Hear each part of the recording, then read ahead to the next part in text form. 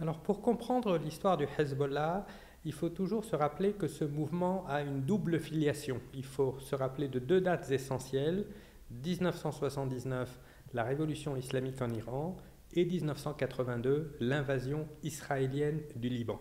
Le Hezbollah est le produit de ces deux tournants majeurs dans l'histoire du Proche-Orient contemporain.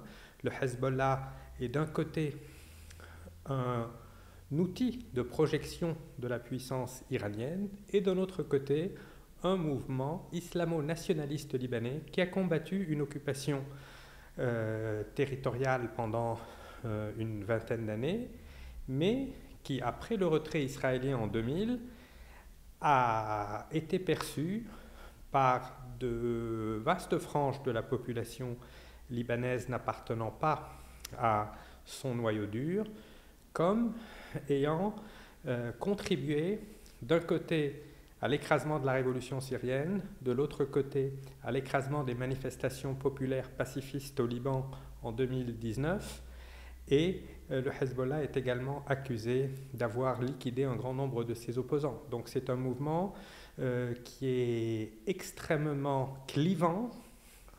La société libanaise est extrêmement polarisée. Les partisans du Hezbollah estiment que le pays a besoin d'une force de dissuasion face à Israël, et d'autres vont pointer que les attaques récentes viennent justement montrer que non seulement le Hezbollah n'est pas en mesure de défendre le Liban contre Israël, mais qu'il offre à Israël les prétextes que M. Netanyahou souhaitait pour élargir le spectre du conflit, et les premières victimes sont comme souvent les populations civiles.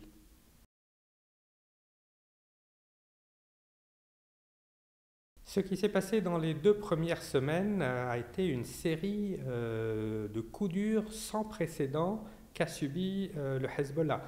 Israël a profité de sa considérable avance technologique et de son contrôle exclusif de l'espace aérien pour infliger des coups très durs au Hezbollah, en liquidant nombre de ses cadres dirigeants, en frappant ses lampes de lancement, en lançant cette attaque des pagers et des talkie-walkie que même l'ancien directeur de la CIA a qualifié d'actes terroristes. Israël a pris l'ascendant dans cette guerre psychologique.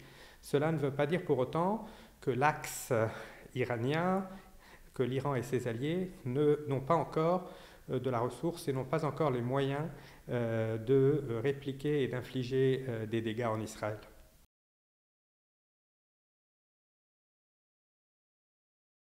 Cette atonie, comme vous l'appelez, de la communauté internationale est extrêmement frappante. Je pense que ce qui se produit en ce moment au Liban ne se serait pas produit si il n'y avait pas eu cette indifférence totale, si Israël n'avait pas bénéficié d'une totale impunité pour faire à Gaza les destructions que l'on sait depuis près d'1 an. On a toujours le sentiment que les populations de cette partie du monde sont perçues à travers une série de prismes déformants, et il y a une déshumanisation de populations tout entières. On utilise des vocables, on colle l'étiquette de terroriste sur tous les mouvements qui nous dérangent, et paradoxalement les dictateurs arabes font la même chose. Donc cette rhétorique de la guerre globale contre le terrorisme qui avait émergé après le 11 septembre 2001 avec l'administration Bush aux États-Unis a été intériorisée par tous les despotes du monde entier qui, dès qu'ils veulent s'en prendre à des journalistes, à des activistes, à des mouvements de protestation, ils leur collent cette étiquette de terroriste, et ça devient en quelque sorte un permis de tuer. Pour lutter contre le terrorisme, il faut s'appuyer sur les services de renseignement beaucoup plus que sur l'armée. Le terrorisme est une technique, elle a été utilisée depuis l'Antiquité jusqu'à aujourd'hui par des mouvements politiquement très divers, tantôt l'extrême gauche anarchiste en Europe, les zélotes dans l'Antiquité, des mouvements islamistes aujourd'hui, mais il est difficile de mener la guerre à un concept. Le terrorisme est un concept. Vous pouvez mener la guerre à des groupes, vous pouvez éradiquer des groupes selon les études académiques lorsqu'ils comptent quelques centaines de membres, mais lorsque ces groupes ont un ancrage social, qu'ils sont profondément présents dans de vastes communautés, il est impossible de les éradiquer complètement et il faudra passer, que l'on le souhaite ou pas, par un processus politique. C'est ce qui s'était passé notamment en Irlande.